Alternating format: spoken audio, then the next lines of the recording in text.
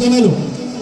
R এই দৰ্শন কাণ্ড যাতে মুখ্যমন্ত্ৰী মহোদয়ে এটা ৰাজনৈতিক দিয়ে নয় গতি নকৰে তাৰ বাবে আমি আজি এই নাগৰিক মঞ্চৰ সচেতন মঞ্চৰ পৰা আমি মুখ্যমন্ত্ৰীলৈ আমাৰ মিডিয়াসকলৰ দ্বাৰা এটা বাৰ্তা প্ৰেৰণ কৰিব বিচাৰোঁ। মহোদয় ডাঙৰীয়া, আমি আপুনি আমাৰ অসমৰ এজন বলিষ্ঠ কণ্ঠ মুখ্যমন্ত্ৰী, আপুনি জাতপাতৰ বিধে লক্ষ্য কৰি দৰ্শন কাণ্ডক এটা ৰাজনৈতিক দিশে ফেৰি নিদিব। এইটো কিন্তু কেতিয়াও সহ্য কৰা নহ'ব আৰু এইটো অনুচিত হ'ব।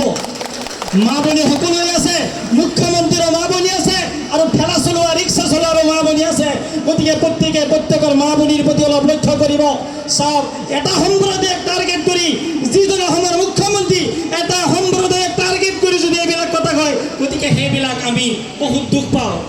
গতিকে যাতে এইবিলাক নহয়, মাননীয় ৰাইজ, আমাৰ সমাজৰ পৰা যাতে এই ড্ৰাগছৰ সৰবৰাহকাৰী কেনেকৈ উৎখাত কৰিব পাৰোঁ, দৰ্শনকাৰী কেনেকৈ উৎখাত কৰিব পাৰোঁ, তাৰ সঠিক ব্যৱস্থা আমি নিজেই কৰিব লাগিব।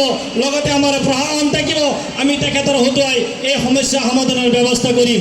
মই সদুশেষত আৰু এটা কথা ক'বলৈ আগবাঢ়িছোঁ। যিহেতুকে আমাৰ মিকিৰমিতা আৰক্ষী চকীৰ ভাৰপ্ৰাপ্ত মহোদয় ইতিমধ্যে উপস্থিত আছে। ছাৰ, মই আপোনাক এটা বস্তু, আপোনাৰ এটা দাবী উত্থাপন কৰিব বিচাৰিছোঁ।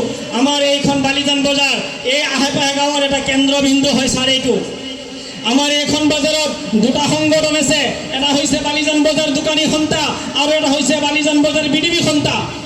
ছাৰ, এইখন বজাৰত বিভিন্ন ধৰণৰ মানুহে, বিভিন্ন গাঁৱৰ মানুহে আহি বজাৰ কৰে ছাৰ। বহুত দোকানীয়ে ইয়াত দোকানদাৰী কৰি ছাৰ, কিন্তু সকলো দোকানদাৰ একে নহয়, ভাল আৰু বেয়া থাকিবও পাৰে। ছাৰ, আকস্মিক কিবা এটা কেছৰ গোচৰত আমাৰ মিকিৰমিতা থানাৰ পৰা আহি পেলাই লগে লগে দোকানৰ চাটাৰিং বন্ধ কৰি পেলাই দোকানৰ পৰা দোকানীজনক টানি উলিয়াই চুচৰি লৈ যায়। ছাৰ, আমি বহুত আঘাত, আমি যিকোনো প্ৰকাৰে হওক আপোনাৰ হাতত চমজাই দিম। বক্তব্য সামৰণি মাৰিলোঁ। ধন্যবাদ।